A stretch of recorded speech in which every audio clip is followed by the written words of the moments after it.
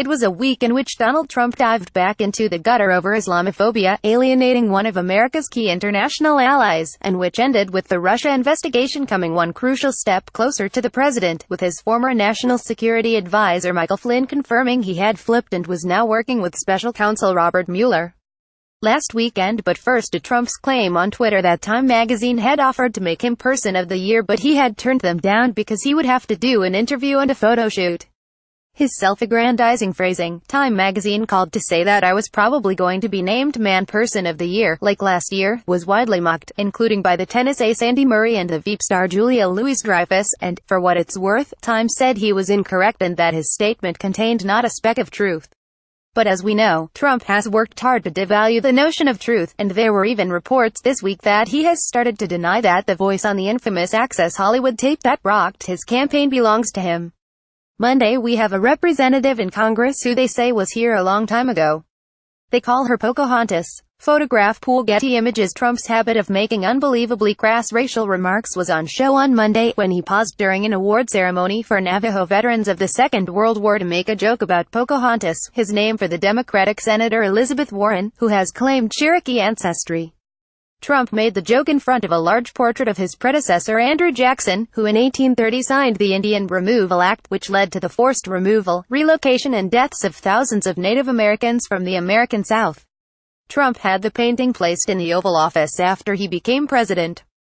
Tuesday, a demonstration in Stockholm against alleged slavery in Libya. Photograph Claudio Bresciani. That Trump's tweets have an impact in the real world was demonstrated clearly on Tuesday when it emerged that Libyan media had seized upon a post from the president attacking CNN to challenge a report by the U.S. broadcaster which suggested modern-day slave auctions were being held in the country. Wednesday, don't focus on me. Photograph Matt Dunham. One of Trump's talents seems to be to find new ways to shock his critics when they think they have become inured to his offensiveness, and his decision to retweet 3 anti-Muslim videos posted by a British far-right group on Wednesday certainly did that. As usual, the White House dug in with its typical disdain for facts, with the press secretary, Sarah Sanders, telling reporters whether it's a real video, the threat is real. Trump himself erupted in annoyance that evening, telling the British PM Theresa May, whose spokesperson had condemned him, to mind her own business. At Theresa May, don't focus on me, focus on the destructive radical Islamic terrorism that is taking place within the United Kingdom, the president wrote. We are doing just fine. Thursday, Trump's tweets tried to elevate the conversation, Sanders said. Photograph Alex Wong. Getty Images. That did not go down well in Britain, where the House of Commons held a parliamentary debate on Trump's behavior and one leading politician called him an evil racist. May, rather than her spokesperson, rebuked the president, saying I am very clear that retweeting from Britain first was the wrong thing to do, but as usual, the White House was unrepentant, Sanders claiming that Trump had been trying to elevate the conversation by sharing the anti-Muslim videos.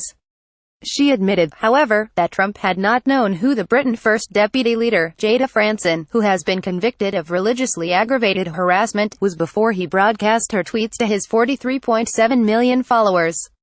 Friday, Michael Flynn. Photograph January Rex. Shuttershock. Friday brought a serious development in the Russia inquiry, as Michael Flynn pleaded guilty to lying to the FBI about his contacts with the then Russian ambassador, Sergei Kislyak, and revealing that he was cooperating with Mueller in his inquiry into possible collusion between the Trump camp and Russia over Moscow's interference in the 2016 election, as well as establishing that there was a possibly illegal overture to the Russians about easing sanctions policy by a number of senior members of the Trump transition team. It was suggested by legal experts that the fact Flynn had only been slapped with a relatively minor charge suggested he had been recruited by Mueller to give evidence against a much bigger fish.